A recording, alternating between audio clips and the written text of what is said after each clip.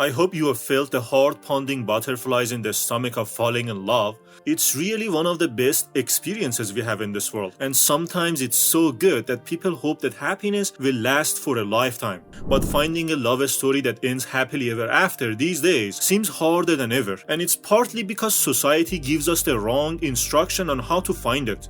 The first love stories we hear are children's fairy tales that tell us that love appears magically. Romantic tragedies tell us that love appears by fate.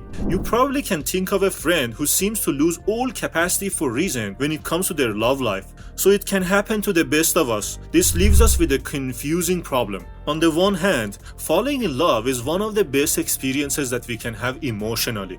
On the other hand, it seems to compromise our ability to make well-reasoned decisions. And we need to make good decisions because our romantic relationship strongly affects our life satisfaction and psychological well-being. So we need something more reliable than fate to find happily ever after. In this book called The Science of Happily Ever After, the author Ty Tashiro says that happily ever after couples choose partners with a set of traits that set them up for success. By studying those couples, he has come up with some tips that can help us find happily ever after by choosing the right partner. Tashiro says that the first mistake most people do is that they wish for too many things in a partner and end up getting very little of what they want. No partner is perfect and you can't get everything in one person. So you need to prioritize and think about what is it that you want in a partner. It's only 3 wishes that you can get because with every wish you get rid of a certain amount of the population.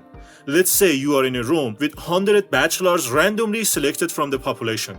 If you want someone, for example, that is 6 feet tall, that would mean that 80 of those 100 people would walk out of the room. If you add 2 more wishes like good looking and Democrat, it will take you down to only 1 or 2 options. Now, think for a second about the traits of your ideal partner. You might want someone who has certain personality traits or physical characteristics. There are actually hundreds of things that you could wish for, and the good news is that there are pretty good odds that you can get your first 3 wishes fulfilled. So you want to use those wishes wisely.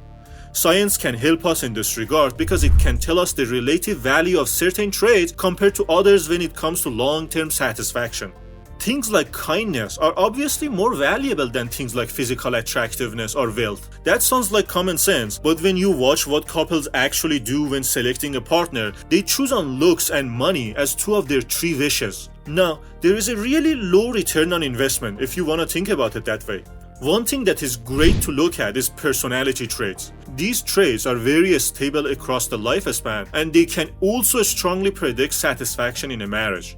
Among all the personality traits, I would say emotional stability is the number 1 thing to choose. That might sound like common sense. Someone who is moody doesn't make for a great partner. Emotionally stable partners are not psychopaths. They are less prone to anger. They are just pleasant to be around. Emotional stability actually ranks 9 in most research, but I think it should rank 1. Someone who is emotionally unstable or neurotic is just unhappy with things in general, and they create drama. Another trait that is great is kindness. It's easy to overlook people who are nice. In fact, sometimes the nice guys get a bad rap in dating. If people say, "Hey, I thought your partner was nice," it's almost looked at as an insult sometimes, like, that's it?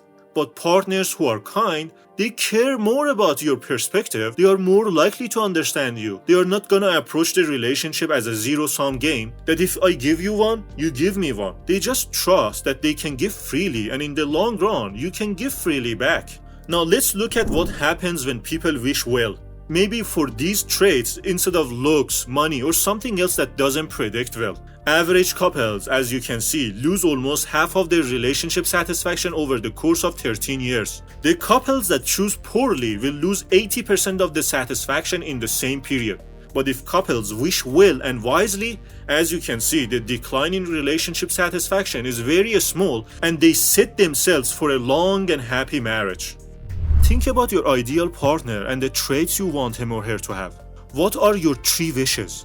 Just make sure to choose traits that don't have a low return on investment. I don't think people should just coldly choose their partners based on some algorithm, but I also think that relationships can be complicated and hard, and science can help us a bit in this regard to find out our happily ever after. Thanks for being here with me. This is Bahman, and I enjoy sharing with you.